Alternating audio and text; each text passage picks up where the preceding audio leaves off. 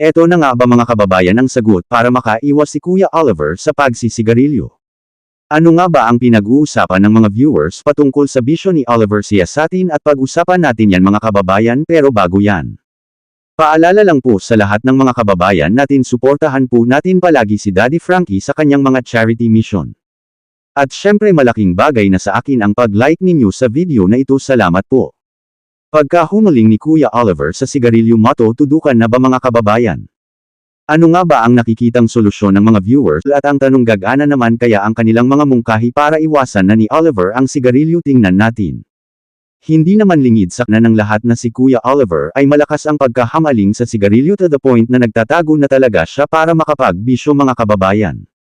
Actually maging si Daddy Frankie aminadong hirap sawayin si Kuya Oliver at palaging paalala ni Daddy Frankie sa kanya tigilan na ang bisyo para gumaling na siya. Well kung tutuusin may mga posibleng paraan naman talaga para iiwas o maiwasan ni Oliver ang pagbibisyo at ito nga yung ilan sa mga nakikitang paraan ng mga viewers. Sabi nga ni Liza, bakit hindi bilhan ng cellphone si Oliver para may libangan at tumigil na siya pagsisigarilyo? Sabi naman ni Kuya Bert turuan daw si Oliver maggamit ng cellphone para makontak niya si Daddy kapag need ni Oliver ng financial support. Sabi naman ni Maria wag bigyan ng cellphone dahil kukunin lang daw ni Ansing at baka bandang huli hindi makinabang si Oliver. Actually lahat ng komento nila ay may punto naman mga kababayan pero para sa akin, mas kailangan munang bantayan at gabayan si Oliver kaysa basta bigyan siya ng cellphone.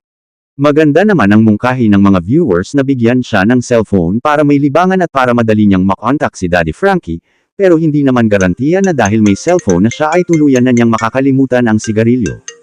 Kung talagang gusto nating matulungan si Oliver na tumigil, mas mahalaga na huwag siyang basta bigyan ng perang maaari niyang gamitin pambili ng sigarilyo.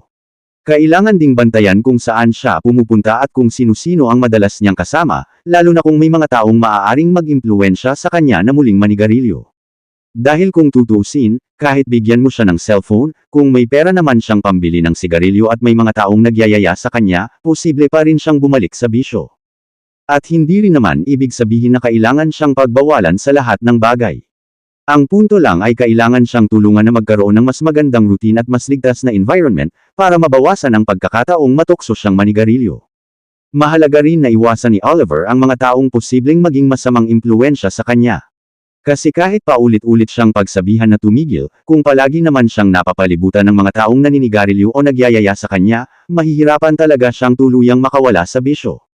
Kaya sa opinyon ko, hindi lang cellphone ang solusyon. Ang mas kailangan talaga ay tuloy-tuloy na paggabay, pagbabantay, tamang suporta, at pag-iwas sa mga taong maaaring mag-impluwensya sa kanya.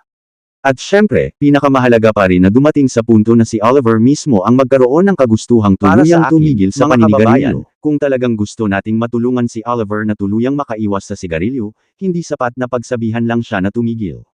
Kailangan din siyang gabayan, bantayan, at ilayo sa mga bagay o taong maaaring magtulak sa kanya na bumalik sa bisyo. Maganda ang mungkahi ng ibang viewers na bigyan siya ng cellphone para may libangan at para madali niyang makontak si Daddy Frankie. Pero sa tingin ko, hindi cellphone lang ang solusyon. Mas kailangan ding bantayan kung paano niya ginagamit ang kanyang pera at kung sino-sino ang madalas niyang kasama. Kung may financial support na ibibigay kay Oliver, mas mabuting tiyaking napupunta ito sa mga pangangailangan niya at hindi sa pambili ng sigarilyo. At kung may mga taong maaaring mag-impluwensya sa kanya na manigarilyo, mas makabubuting umiwas muna siya sa mga ganoong sitwasyon. Pero gusto kong malaman ang opinyon ninyo, mga kababayan. Sa tingin ninyo, ano ang mas epektibong paraan para matulungan si Oliver na tuluyang tumigil sa paninigarilyo? Sapat na ba na bigyan siya ng cellphone para may libangan, o mas kailangan siyang bantayan at huwag bigyan ng perang maaaring ipambili ng sigarilyo? At isa pang tanong, dapat ba siyang ilayo muna sa mga taong posibleng mag-impluwensya sa kanya na manigarilyo? Comment kayo sa ibaba, mga kababayan.